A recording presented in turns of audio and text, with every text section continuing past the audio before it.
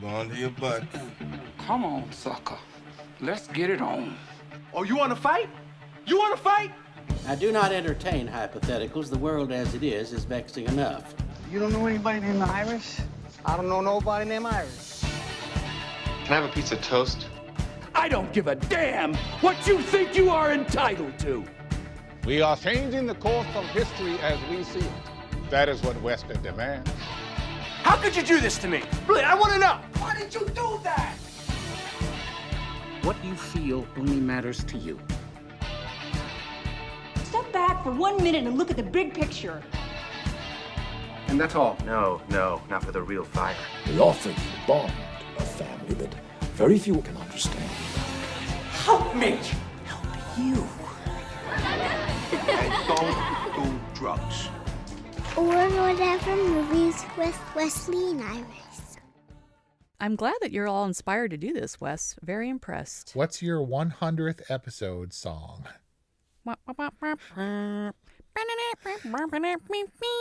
Dude, that is almost identical to the original theme that we had. Where I put a bunch of echoes on it and Kelly hated it.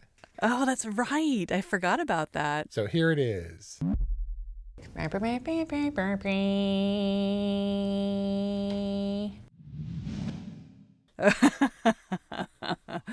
Well, you know, it just goes to show that I am me. Why are we doing this podcast, do you think? Well, I had mentioned, let's do a movie review podcast. And you're like, okay. And I was like, great, we're going to do Joker tomorrow. And you're like, okay. And I was like, all right, let's do Joker. Wesley, go. And you were like, okay. Here's that original clip.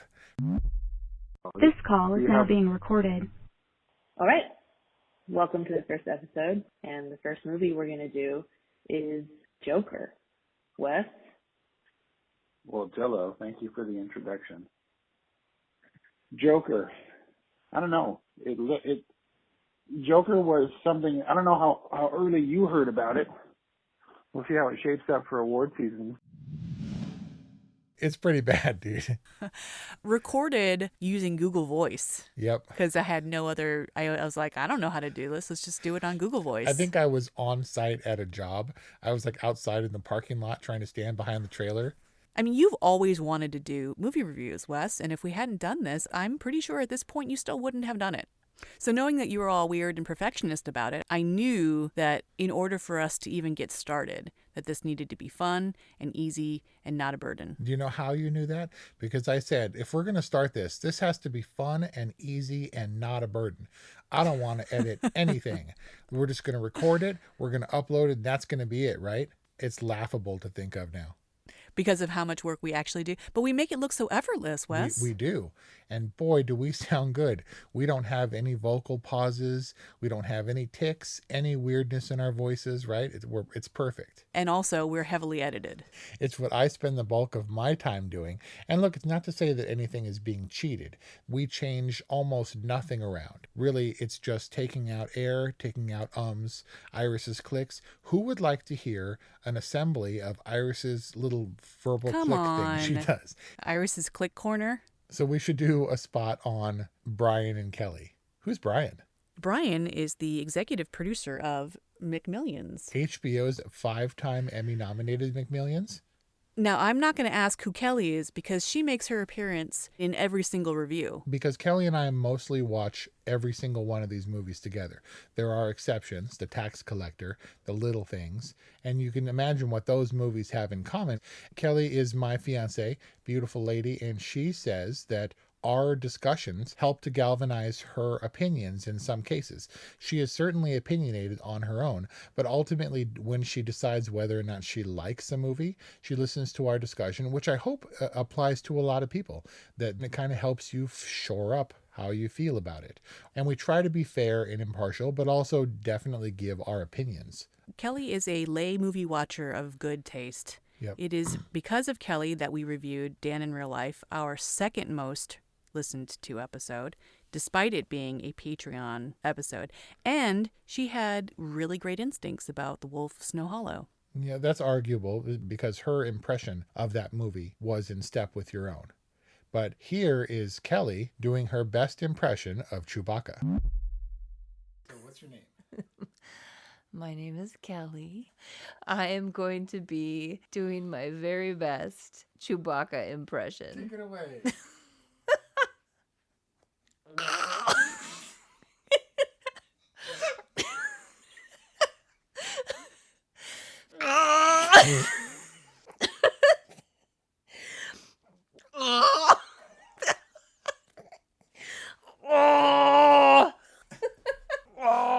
There we go. There's it. Oh.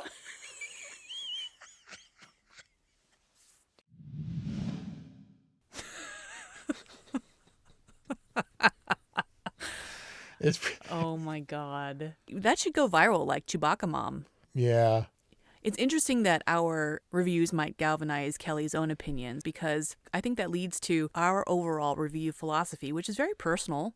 We're not pretending that we're presenting unbiased opinions here. It's not just like, we like action movies, so we review action movies. But we see the ones that are getting attention and ones, frankly, that we think would be interesting to talk about. Your review philosophy stems a lot from Roger Ebert's style. Just the idea that he would review and give his own opinion.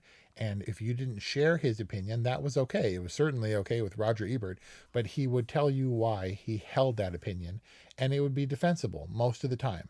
And I appreciated that.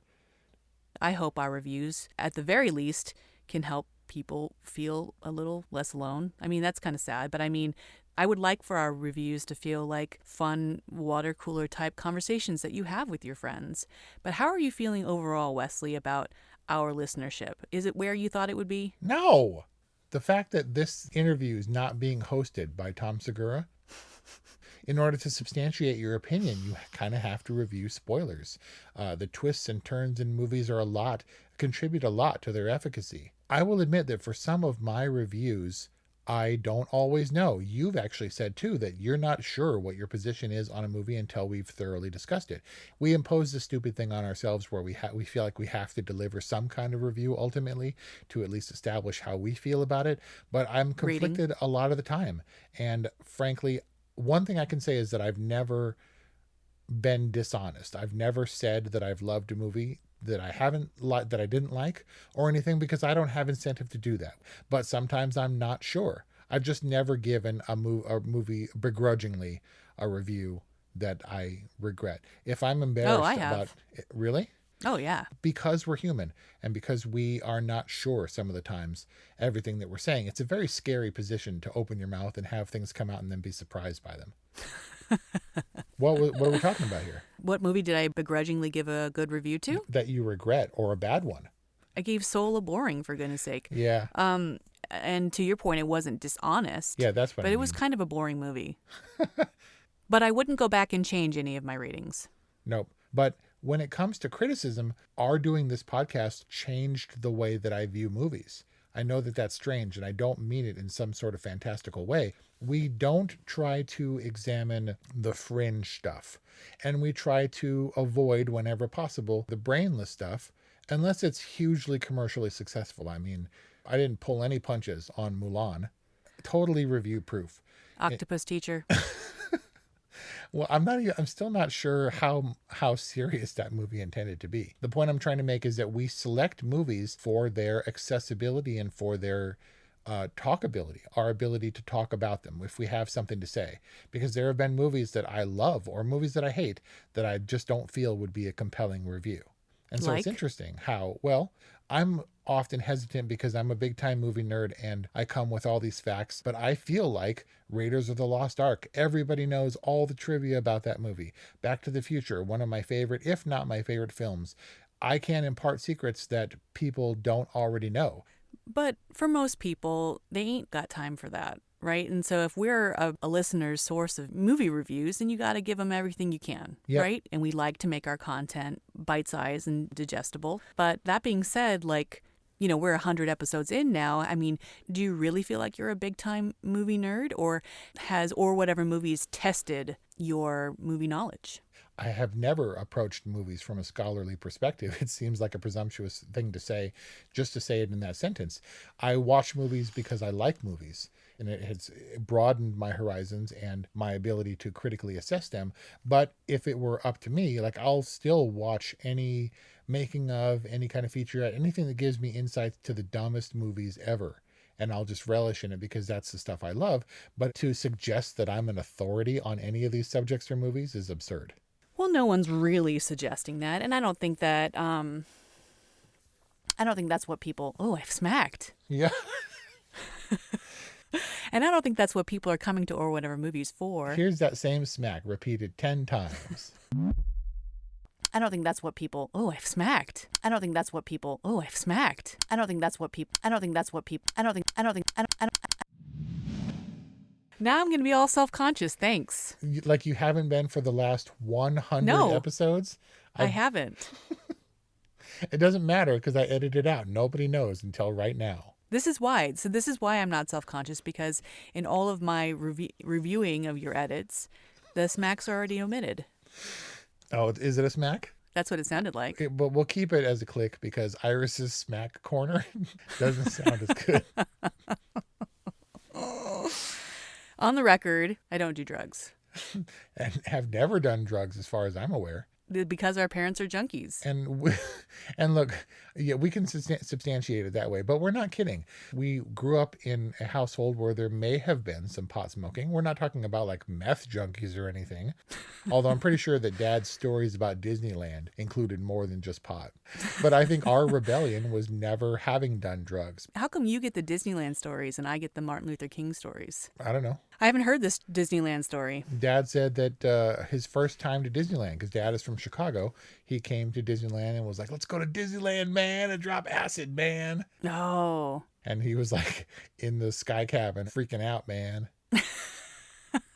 How come every single one of Dad's stories begins with, hey, let's go this place and then do this drug? Yeah, man. So you included Don't Do Drugs in our opening.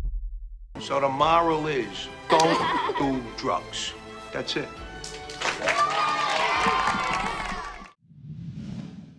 This is a family-run business. As my quotes in the thing were meant to suggest. We offer you the bond of family that very few can understand. Our process is we record, Wes edits, Iris edits. I mean, not edits, but like notes. You give notes. And then we finalize our episode, and then I do all the back-endy stuff, to get it up online, and then Wes is our social media manager. Now, when it comes to this business stuff, this has always been your strong suit. Not that you're not the creative side of the thing, but when you approached me, I was like, look, I can give my best opinion on movies, and I'm certainly no slouch when it comes to the diligence of watching the film, trying to sit up. I've never been like, I don't know, I didn't like really think about it too much. I try hard because I really like movies. But as John Lennon said, I'm an artist. You give me a frickin' tuba, I'll get you something out of it. Which I think is going to go in our next intro one day. Well, I think you're being nice to yourself, because when I approached you, you said, yeah, I'm the talent. I don't do anything. That's basically what I was saying, but it was also a joke. I don't know about that. That's me. I think there was something that was serious about that, or something that you would like to be serious about that. Should we ever have the luxury of having a team producing Or Whatever Movies? I just watched a series of clips, and I honestly believe that I'm the Tracy Morgan of movie reviewers. Like Tracy Morgan does a thing, and that's the only thing that Tracy Morgan does. And I'm not sure if Tracy Morgan writes anything, produces anything, or has any other kind of creative role in what he does. I think he's just Tracy Morgan. So I have a very specific application in this podcast. I loathe the business side of it. I don't really, I'm not good at metrics and blah, blah, blahs. I'm here to be Tracy Morgan, and that apparently is an integral component of this particular podcast. But I kind of think that you like that Or Whatever Movies is still small. Like, I kind of feel like you would be afraid if we really broke through. The only thing that scares me is the personal attention on me and the idea that I would have to account for or justify my position. Because I sleep well every night, knowing that I didn't say anything inflammatory or stupid or racist or judgy or anything like that on our podcast. I'm trying to have fun, but still, cancel culture is a thing and people are going to come at me, bro, and I don't want to deal with that. I'm not scared of the people. I'm scared of what the damage I'm doing to myself. Who said it? It was in The Social Network, where Justin Timberlake told Mark Zuckerberg, when they come for you, it's going to be for something you've already done. Any way that you're going to be tripped up, you've already done it to yourself. Look, I get it's hard for you to not be racist, but you didn't even want to put our names as authors on or whatever movies. If you could do this anonymously, you would. I totally would. That's weird. We got traction on one social media post, and you were like, this is disconcerting. I was like, are you kidding me? Do you want us to fail? I guess is what I'm asking you. It was disproportionate, especially for a movie that I ragged on. There was no reason that of all the movies, that one should have gained traction. Well, you never know why things gain traction. I mean, you did say, in a not obvious sarcastic way, that Wolfwalkers was the best movie that you had seen. That was a totally sarcastic way. It wasn't it wasn't obviously sarcastic. It was subtle. People ain't got time to suss out your tone. And I just, I'm just saying, want us to succeed, please. I do. Well, then you got to get up on, social. So I handle the social media posts, and sometimes my opinions, I try to be objective, but sometimes my opinions bleed through and I take little jabs at Iris. Yeah, what's up with that? I don't know, because it's funny, and sometimes you're right and I'm wrong, and sometimes I'm right and you're wrong. And when that happens and I'm the one posting about it, I can kind of drive that point home. Well, it's cool because I get my jabs in through the poster quotes, which I design. I have complete autonomy in selecting poster quotes. Yep. One of my favorites is, which should have been in double quotes, was, do you think that hearing is bad? That was one of my favorite jabs at you because nobody thinks hearing is bad. I think the producers behind Sound of Metal think that. No, they don't. I'm sorry. What do you love about or whatever movies? What do I love about it? Yeah. Well, you said that you liked doing it because you felt close to your sister, and I thought that was sweet. Oh, and you made sure to bring that up on the anniversary episode or on the 100th episode. And oddly sentimental and touchy-feely for you to say. I mean, so much so that I don't even know that I could say that. I'm Japanese. Yeah, which is why you wouldn't be saying something like that. Right. That's what I'm saying. It was difficult. You're welcome. It's a great creative outlet for me, balancing a day job, balancing kid life, family life and kids, balancing our other podcasts that we're pursuing about Dracula and stuff. It's a lot to do, but I do it because it continues to be fun for me, because I like to have a tangible artifact of the time that I spent watching and researching a movie. I like the idea that, someday, Paloma might watch an old movie and think to review her old woman's review on it. Old woman? I've heard of old doesn't man. Have the same. I've never. It doesn't have the same ring, does it? Old woman. I want to see what my old woman thinks about this. But isn't that interesting to think that she could watch a movie? She could watch, I don't know, Tenet in 20 years and be like, I wonder what my mom thought about that. Nobody's going to watch Tenet in 20 years. See, that was another one of those movies that you were wrong about. Right. I can't say that I haven't thought about, Wesley suddenly died in a tragic bass fishing accident, and people, and then my friends or family will be like, we have hours of podcast episodes to listen to. Let's visit Wesley. I mean, do you know that I'm actually at peace with the sound of my recorded voice now, having heard it so many times? That's amazing. And I love that we have an intimate, loyal following. And I appreciate our listeners who, one day we can say we're there from the beginning. And I also don't want to get down on us. I think for a 100% organic podcast, we're doing pretty all right. And if we're having fun, what does it really matter? We're keeping it 100 on our 100. 100%. So let's hear it. What is your best Chewbacca impression? That was more like the dismissal sound when you make a bad joke. Make a bad joke. What did 0 say to 8? Nice belt. That's no, that's you. womp womp. I can't do the gargly. I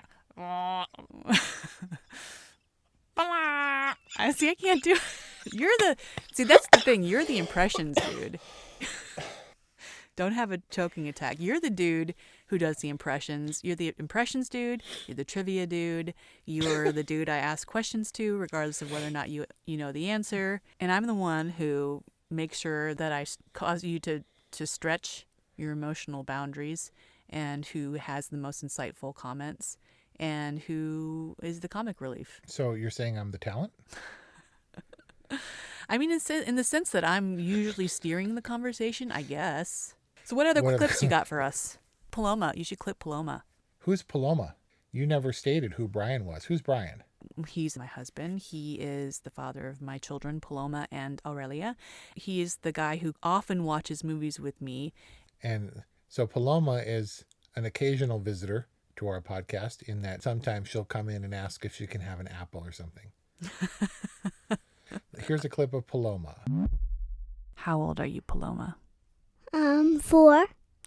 And Actually, my name is a different one. tell me. Barry. Oh, are you a little girl? No, I'm a bee. Oh, Barry the bee. But right now I'm not. Right now I'm Dizzy. And is Dizzy a little girl? She's a helicopter, right? Aw, listen to that little shrimpy voice. And also, that shrimpy voice is immortalized in time as a part of Or Whatever movies. So the other thing we have is our bloopers reel. So we found that in the editing process, sometimes, we try to stay on top of our game, but we're human. So here's some clips. She's just an Australian actress. She's just an Australian Wow. She's just an Australian actress.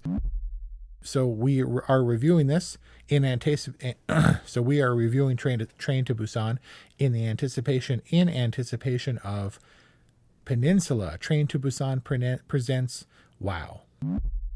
It's like total wind, breaking wind, not breaking wind. Yeah. What is it?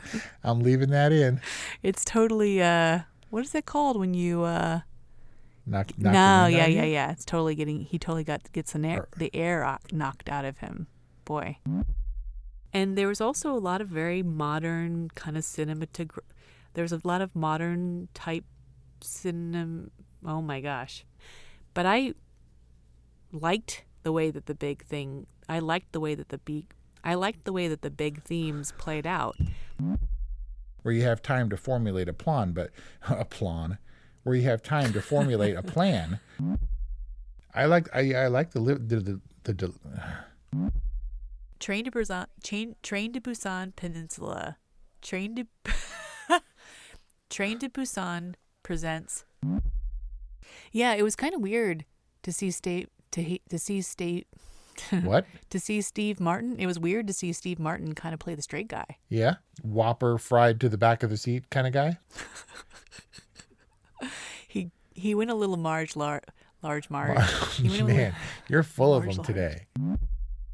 Monsters Ball opposite Halle Berry. Of course. For which she won. Monsters Ball. For which she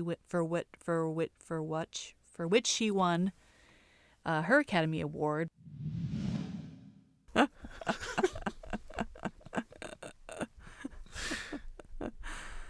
So your angle was that these be quick and light, and at one point you had suggested doing reviews during our daily commutes, which were extensive, and trying to make this a podcast that other people could listen to on the commute. But for logistical reasons, that fell through. Yeah, I think that one of our titles that never made it was like comments on commute, or like commute was literally, I literally put it in the title, but that went away with hit or miss with bro and sis and some other doozies that we had considered. Yeah, and sibling revelry, which Kate Hudson took and then never did anything with, I don't think. What else did we have? We had the Wesley and Iris movie podcast experience or something. Big Bro and Little Sis movie podcast or something. So explain to me or whatever movies. Well, or whatever movies is nice because it's ownable. And we say whatever or we say or whatever a lot. It's kind of a tick. And so it seemed authentic. And the businessy, pragmatic part of me set a deadline. And we needed to have a name in order to launch this thing. So we did it. Yep. I mean, really, what's in a name? Come on. I don't know. But it's about time we got some audio. What we need is audio branding. That's like Also, the thing. Well, sonic branding is like another way to search for something now. And in our flash briefings, which are soon to come, it's really important in terms of retention and memorability if your brand is associated with sonic branding. Okay, here it is. Take one, or whatever movie sonic branding, and go. For no, realsies. go. Do it. Oh, I'm going to do the sonic branding? Yeah, do it. Do it. Bum, ba-da-dum, bum, bam. I can't do it. There we go. I think that's trademarked. What, I think I think that's trademarked. No. That fanfare is definitely somewhere. How about roar? Was that supposed to be scary or sexy or what? That's supposed to be like, you'd be like, well, that's MGM. Look, we need a paid professional, even if she's paid in like carrots or apples or something. What's Paloma doing right now? Oh, I thought you were referring to Celia, and I was like, I don't think that that's what she likes to eat. Celia, who I've referenced in all of our Korean movie reviews, is... That's racist. I know. Is a very talented graphic designer, as is her husband, Deo. And this is my passive-aggressive way of asking her to do all of our brand packaging. Nice. 100 reviews. I'm extremely proud of 100 episodes. It was not easy to do. Not easy to do at all. Yes, some of them are embarrassing to listen to now. Some of them were recorded together. Some of them were recorded apart. But if that sound quality is bad, it's only a sign of how far we've come since then. And how far it is. I think that for me personally, I have come into my full essence as usually manifested with you. Like I don't think I'm not terribly filtered with you. I am so comfortable with you that when you see me with other people, you're like, why are you being all weird and nice? And I think that took me a little while because at first I didn't have a ton to say. And then at some point I kind of found my voice. So I guess I can say I really appreciate or whatever movies and this experience for that too. All right. Well, thanks for this, Wes. And thank you to our listeners for 100 episodes of your listenership and loyalty. 100, in case you're wondering about the math, represents our primary episodes available anywhere you find podcasts, in addition to our 40-plus Patreon selected titles, which are available only on Patreon unless you happen to go to our website. When are you going to fix that? You know what? I'm just thinking I'm going to open the floodgates, and we're going to give our listeners all 100 episodes of goodness. Or whatevermovies.com.